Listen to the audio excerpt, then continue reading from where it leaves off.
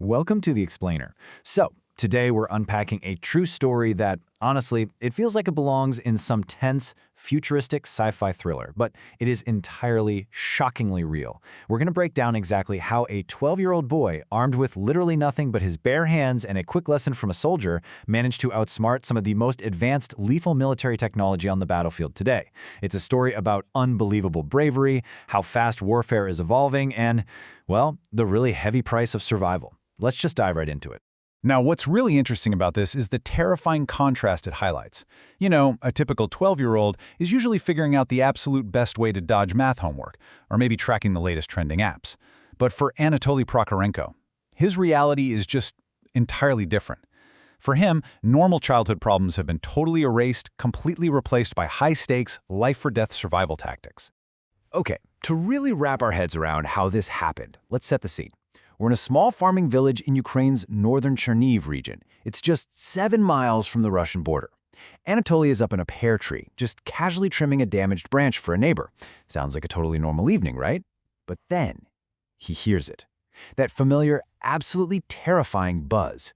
He watches as a black quadcopter skims right above the ground. And the worst part?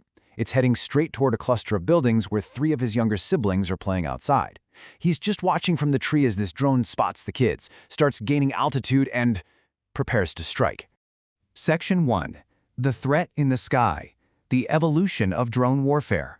So while that drone is gaining altitude, let's freeze for a second and map out the rapid, really deadly technological arms race that led to this moment. About 2 years ago, down in the Kherson region, we saw the introduction of these super cheap FPV, or first-person view drones.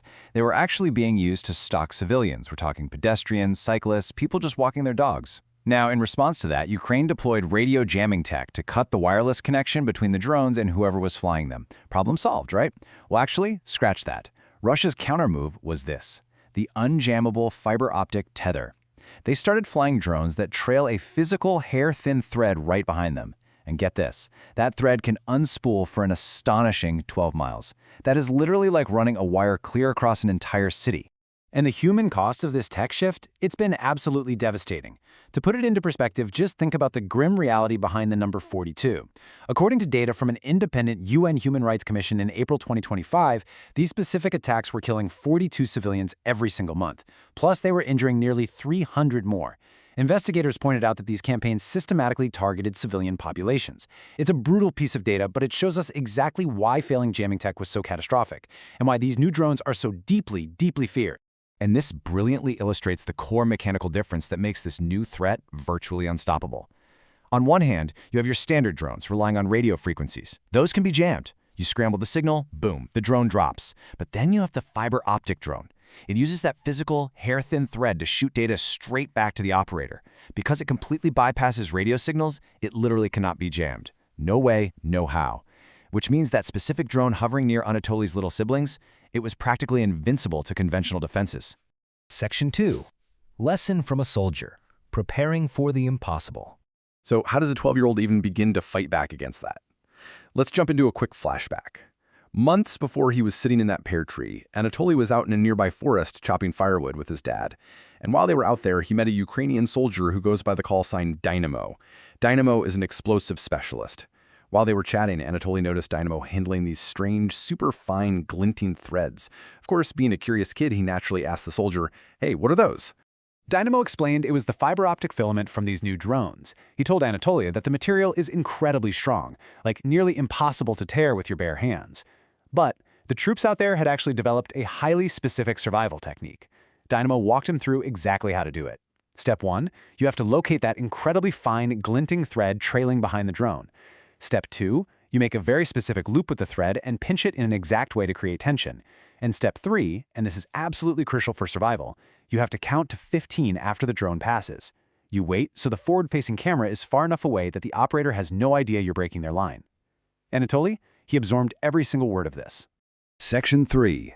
Snapping the Thread. The Bare Hands Solution. Okay, let's dive into this, snapping right back to that present moment in the pear tree. The sequence of events here is just incredibly fast-paced and breathless. Anatoly spots that glinting line. He immediately drops from the branches of the tree and just sprints directly toward the drone's flight path.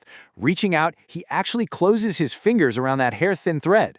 I mean, think about that. He physically grabbed a tether that runs up to 12 miles all the way back to a Russian operator. He makes the exact loop Dynamo taught him, and he pulls it just slightly, getting totally ready to snap it. But here is the really terrifying twist. Remember the most important rule? Wait 15 seconds to stay hidden from the operator's view? Well, as Anatoly himself put it, I didn't have time, so I counted to 10 and I broke it. He realized he just couldn't afford to wait the full 15 seconds because the drone was getting way too close to the kids. So he deliberately risked his own life, potentially exposing his face and his location directly to the operator to snap that line early. And wow, the gamble paid off. The second that incredibly strong filament snapped, the drone's connection just died.